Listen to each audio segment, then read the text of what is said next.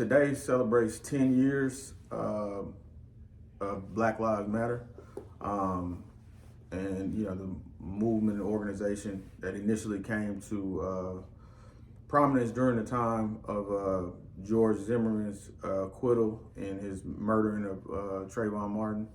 And initially, I think with Black Lives Matter, they were effective in raising awareness, but not only necessarily were they effective, it was just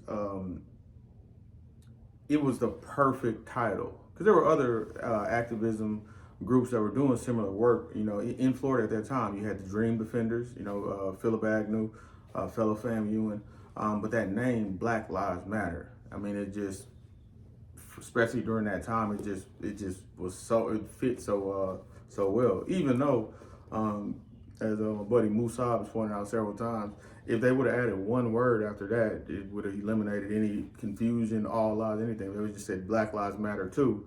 It would have saved us a whole lot of explaining even there. But Black Lives Matter.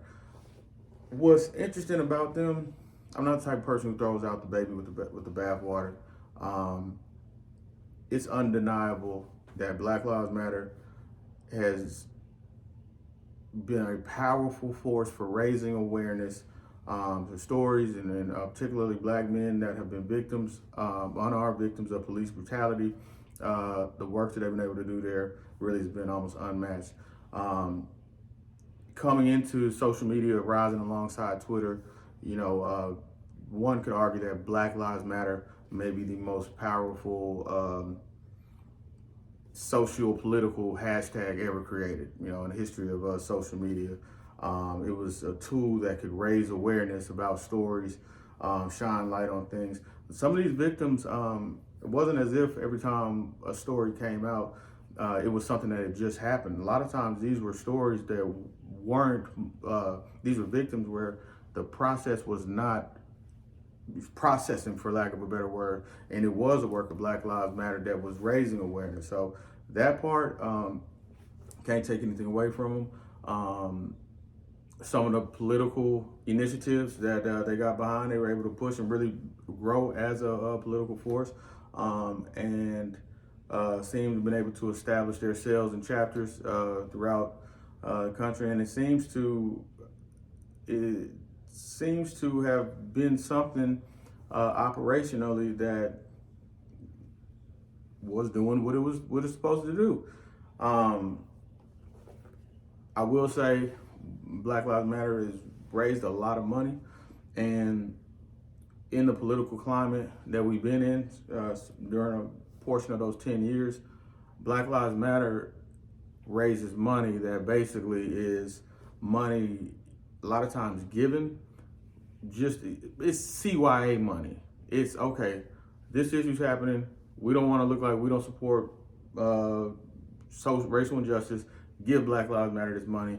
And not only do they receive charitable donations, a lot of their charitable donations don't come with a responsibility. So in a lot of ways, it was a lick. Not saying that that's what I think the initial intent was when they created it. However, I will say this. I do know a couple brothers who are consultants that do various things in cities that they've come to. And hey, when they come, they've hired, people in those towns to service them, and they do pay very well from what I've heard. Now, I want to get to the parts of Black Lives Matter legacy that I think is a tarnishing, and I think is just really downright and offensive towards Black men.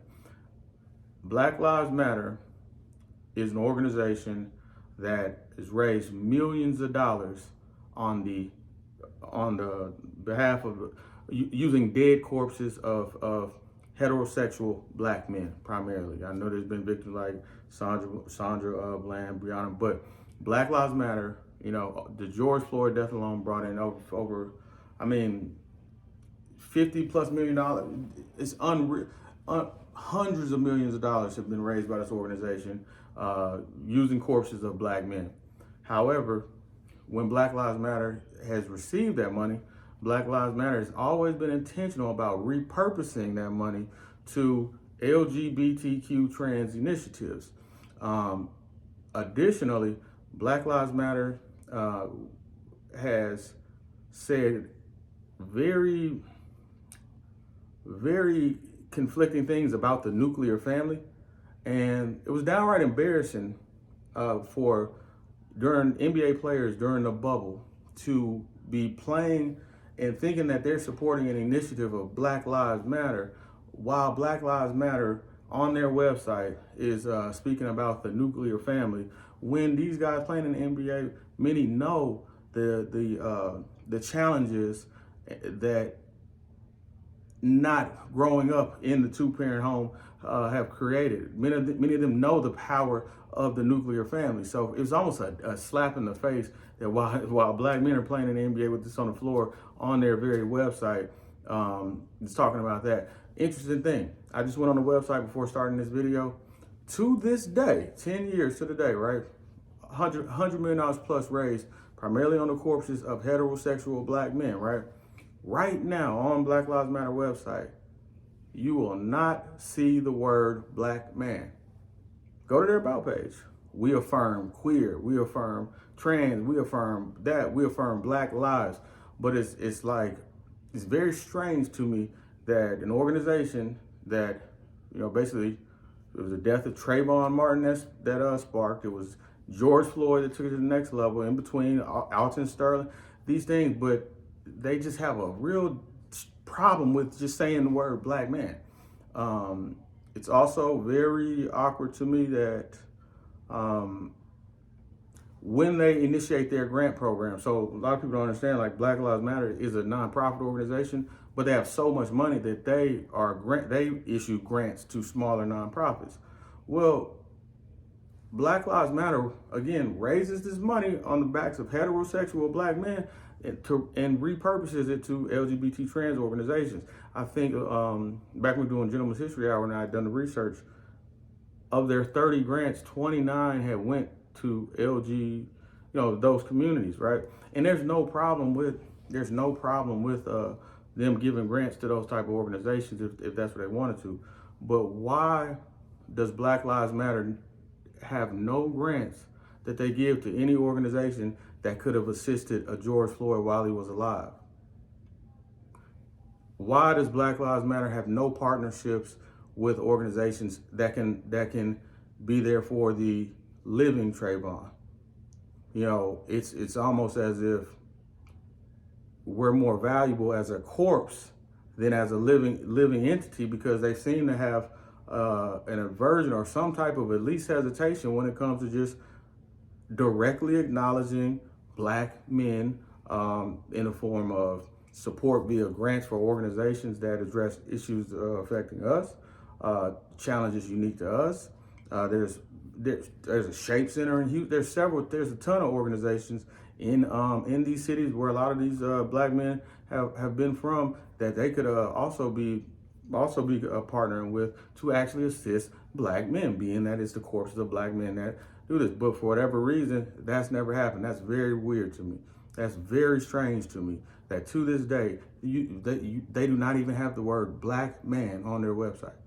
So that's the part where it's strange. As far as the funneling of money and the whatever happened with the so-and-so bought a house and everything, I mean, when you're dealing with nonprofit organizations with $1 million coming in, I expect that. I expect that in almost any type of organization of that scale. Somebody's pockets, yeah, that's just part of the game. So, my judgment doesn't come from that. But overall, I think, Black Lives Matter. In many ways, I can't deny the fact, revolutionary idea and movement. At the same time, I think highlighted why we have to pay attention to details and how we can be fooled or engaged in some ignorance at times, because a lot of times people will say, hey, I don't support the movement. I support the title, not the movement. No, that's not possible. It's not possible. If you support the title, you're supporting the movement. There is no Black Lives Matter, just the words, without being that. No, they were one and the same. That was the brilliance and the cunningness of it. But a lot of people thought that they could do that, and it's not possible. But I won't take away from the good that is done. and definitely has raised awareness. And I think that you know, more good has come than anything else from the creation of it. But I think a lot of opportunities have been left on the table. I think there's a strange inversion. I think it's, again, very weird that a black civil organization representing victims of unarmed police brutality has that big of a pause or